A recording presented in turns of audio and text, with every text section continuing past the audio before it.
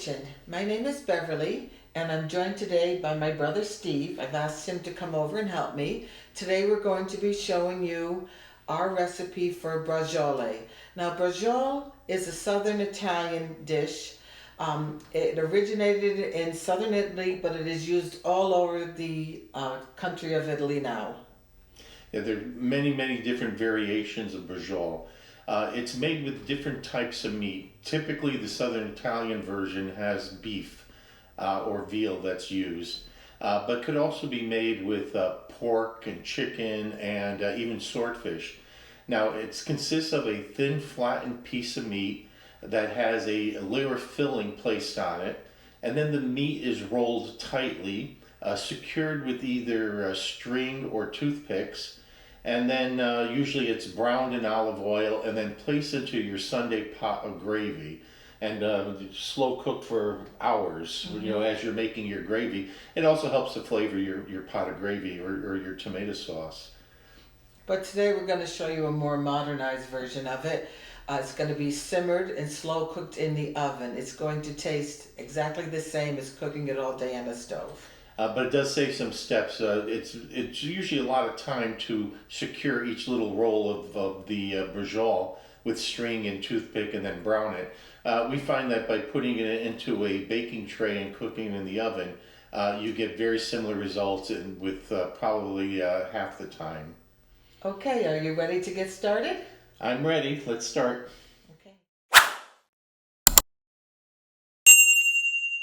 The ingredients we need to make our braciole is the beef. Now, this is top round. That's been sliced very thinly by the butcher for us. This piece, as you can see, is very long. So we're going to cut it in half and make 2 pieces of braciole out of one of these. We also need breadcrumbs. These are Italian seasoned breadcrumbs. Grated cheese. This is a combination of pecorino romano and parmesan. Of course, homemade sauce. We use mushrooms. We're going to use some onion that will be diced, fresh parsley from the garden, some minced garlic, a little salt and pepper, and some beef broth, and that's to moisten the breadcrumb stuffing mix, and some olive oil.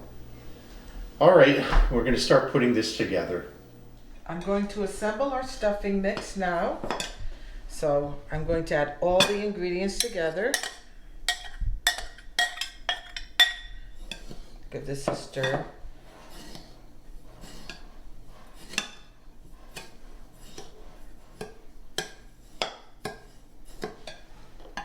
Put in the parsley, our mushrooms, onion,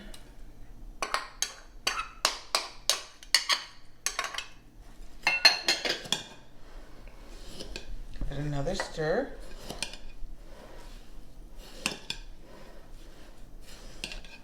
We want to start to moisten this a little, so I'm going to add some of the beef broth.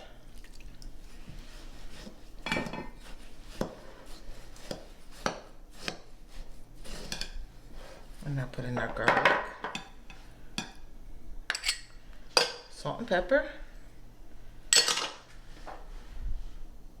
And stir until it's moistened. We're going to be using some olive oil to help it stick together.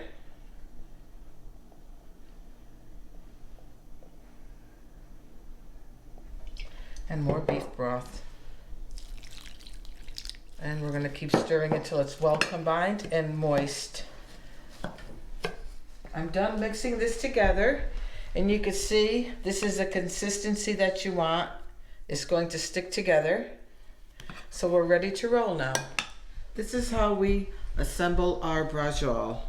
Take a piece, lay it flat, take a tablespoon or so of the stuffing, and spread it out.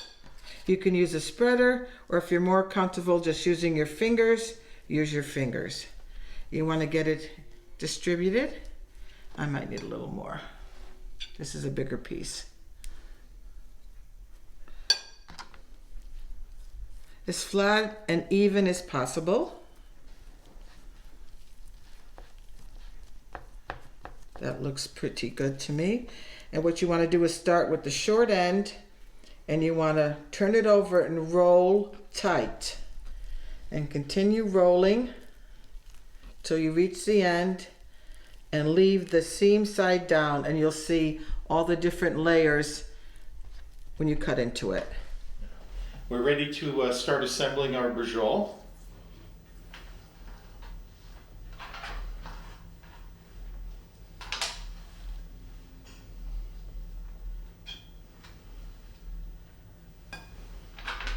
We're using our Nona's version of filling, which we showed you the ingredients for, but other parts of Italy have all other different types of fillings. Why don't you tell them about them, Steve? Right, there's all types of things that can be used in the filling. Common things are hard-boiled eggs, vegetables like eggplant and spinach.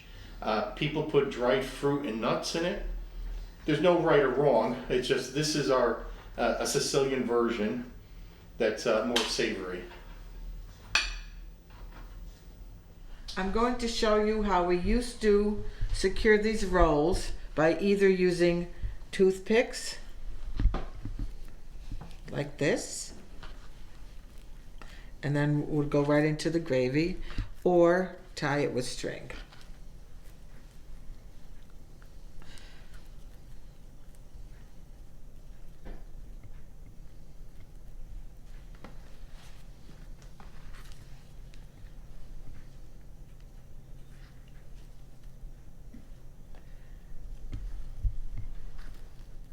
We're going to start placing our braciole into our roasting pan. So we're going to put some sauce on the bottom.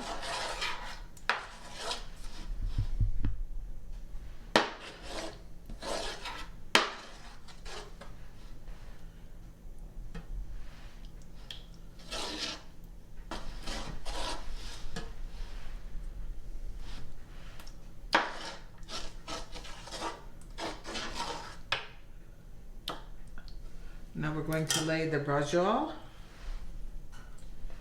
seam side down, close to each other. We've assembled all the braciole. This was 5 pounds of meat today, and we got 30 braciole out of this.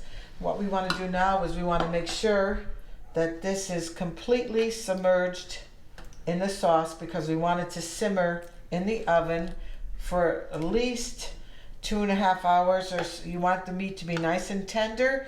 When you put a fork through it, it's just going to literally just break apart.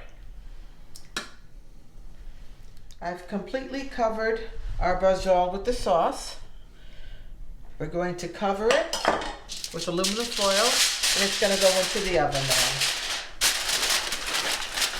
now. Our braciole has cooked for about 2 hours. It's fork tender at this point. We're going to give it a little taste test. It smells delicious. You can actually even cut it with a fork. Yeah. Wow.